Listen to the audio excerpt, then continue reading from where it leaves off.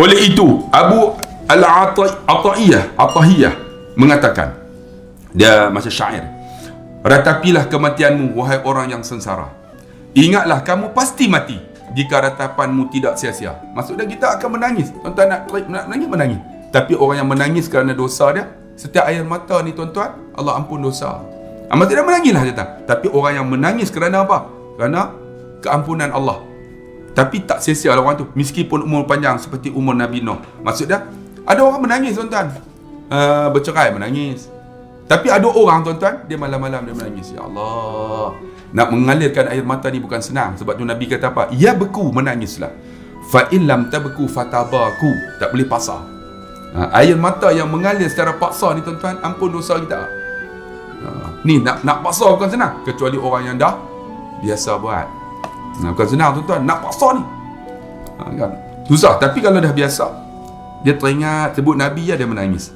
Ahli sejarah menceritakan bahawa ketika Abu Bakar As-Siddiq hampir meninggal dunia, dia dihampiri oleh putrinya Aisyah radhiyallahu anha, isteri Nabi.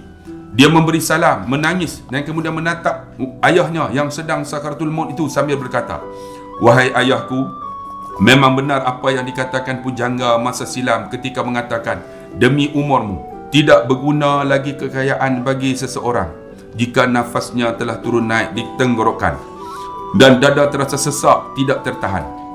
Mendengar syair itu, Abu Bakar As-Siddiq menoleh ke arah Aisyah seraya berkata, sesungguhnya syair itu pembohong dan Allah Maha benar ketika berfirman, "Wajaat sakratul maut bil haqq, dzalika ma kunta minhu tahid." Maksudnya, dan datanglah sakratul maut dengan sebenar-benarnya, itulah yang kamu selalu lari daripadanya. Maksudnya apa? Bila Sayyidina Aisyah ni kata, demi umurmu tidak berguna, kaya apa semua ni, bila nafas ni dekat, ni dia kata ghar-gharah. Ghar-gharah ni kalau tuan-tuan yang pernah tengok orang yang saat meninggal ni, dia masuk dah nyawa ni macam nak keluar aja, tak masuk dah, nak keluar dah. Tu nama ghar-gharah, sakaratul maut. Maksud dia saat nak keluar roh ni, dia tak masuk dah. Dan saya pernah tengok abang ipar saya kan, di saat dia meninggal ni, dia bawa motosikal, kemudian macam mana tu dia kena stroke, jatuh tepi rombok tu, orang angkat pergi. Masa tu 17 Ramadan, pukul 3 pagi tu kami tunggu. Jadi masuklah ICU tu, bergila-gila lah. Jadi nurse tu kenal saya, dia kata, "Ustaz, masuk Ustaz." Saya kata, "Kenapa?" "Nazak Ustaz." Jadi kita pun masuk. Bila masuk, kita boleh tengok daripada monitor tuan-tuan. Monitor tu kan dia ada denyutan jantung, tekanan darah. Kita tengok tu kita tahu dah. Bila tengok tu, tekanan jantung dia tu 50 ya. Maksud dia slow sangat lah. Tup kan. Kita duduk tengok. Saya panggil nurse macam ni, bacaan ni rendah sangat. Dia kata, "Ustaz, kalau 30 tak ada." Dia beritahu kan, kalau 30 tak ada dah. Jadi saya pun tengoklah, tengok dia punya nadi tu. Dia akan turun slow. 49, 48. Rupanya sampai 30 tu kita angkat tangan doa. Saya pun panggil semua. Nurse boleh tak panggil semua masuk? Dia tak boleh. Sila Ustaz. Semua masuk doa. Rupanya betul sampai 30 tu terus. Masa itulah tuan-tuan, kita boleh lihat bagaimana mata dia memandang. Tengok. Sebab Nabi kata dia akan tengok apa yang dia buat masa hidup dunia. Tengok. Sebab tu Nabi ambil kain basah lap supaya nampak benda yang elok-elok. Disebut Rafiqul Ala, Tuhan paling tinggi, aku nak pilih yang tu je. Tu sakratul. Saat itu tuan-tuan, apa yang boleh kita buat? Bisik kat telinga tu orang yang saat tu dengan kalimah apa? La ilaha illallah. Bagi nada sayu ya. Tapi bila dia nampak dia boleh sebut, berhenti tuan-tuan, jangan ulang lagi. Tidak, dia akan boring, marah. Bila dia ulang, kita pun senyap. Tengok, dia lupa pula. La ilaha illallah. Ulang balik semula. Tu cara dia tuan-tuan. Di saat orang lain sakaratul maut. Kalau kita saat tu, harap orang pun samalah bisik kat telinga kita macam tu. Sebab apa? Tuhan ampun dosa orang yang mengajar tu. Jadi kita kena tahulah di saat itu kan. Sebab tu kata Sayyidina Abu Bakar, dia baca ayat ni, dan datang sakaratul maut dengan sebenar-benarnya, itulah yang kamu selalu lari daripadanya. Lari tak lari, dia akan datang. Surah Al-Khaf ayat 19. Wahai kaum muslimin, melawat Muawiyah bin Abi Sufyan, Khalifah Bani Umayyah, ketika dia dalam keadaan sakratul maut di Damsyik. Damsyik sekarang ni hancur, tuan-tuan. Dia minta agar diturunkan daripada atas katilnya dan berkata, rebahkan aku di atas lantai.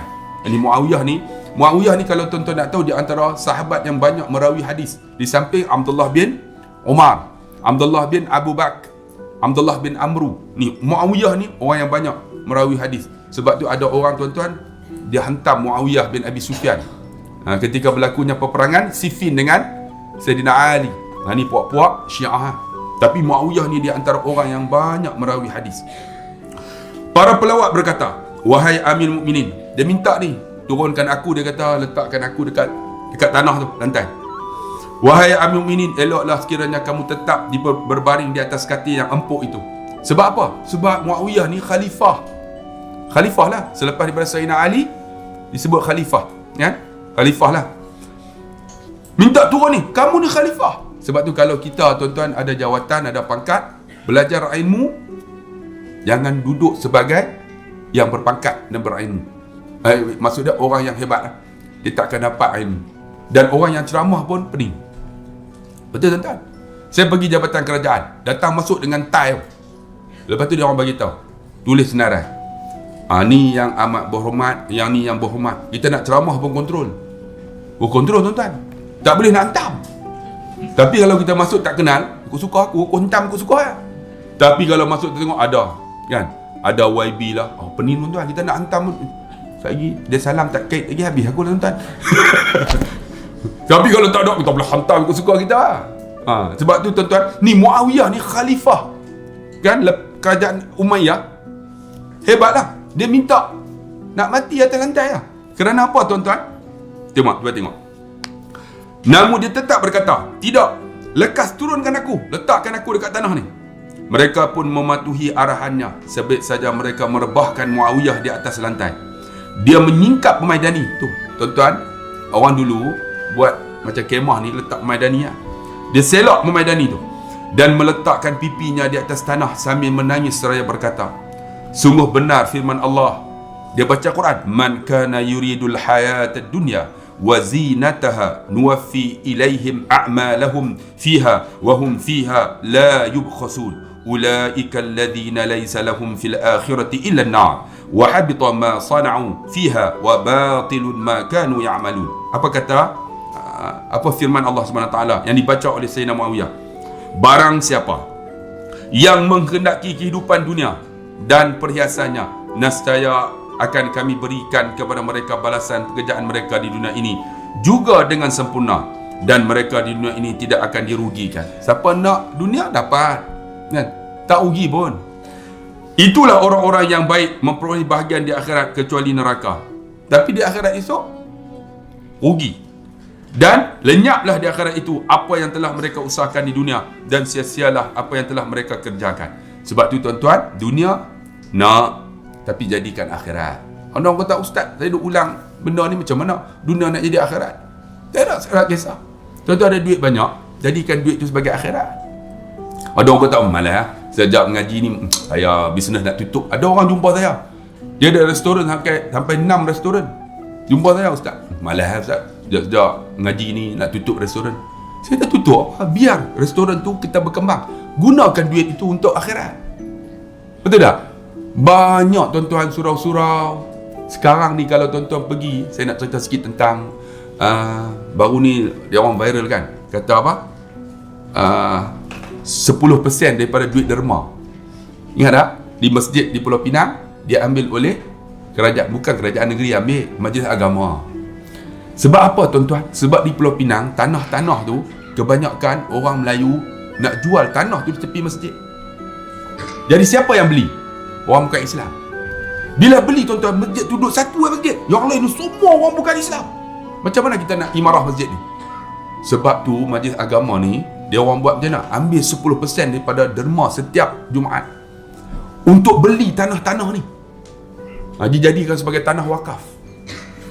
Jangan, kerana benda yang baik kita sokong juga, tak baik juga lah, kan? Jadikan sebagai tanah wakaf. Maksudnya dibeli, maksud diwakaf kepada surau. Jadi surau, masjid tu boleh buat lah, kembangkan masjid ke, nak buat tanah kubur ke, nak buat aktiviti apa.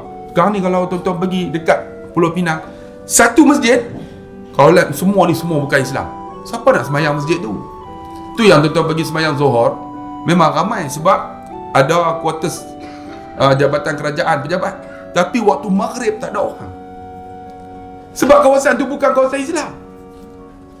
Jadi azan, dia orang azan kuat-kuat, memang dia orang komplain lah. Sebab orang Islam tak ada.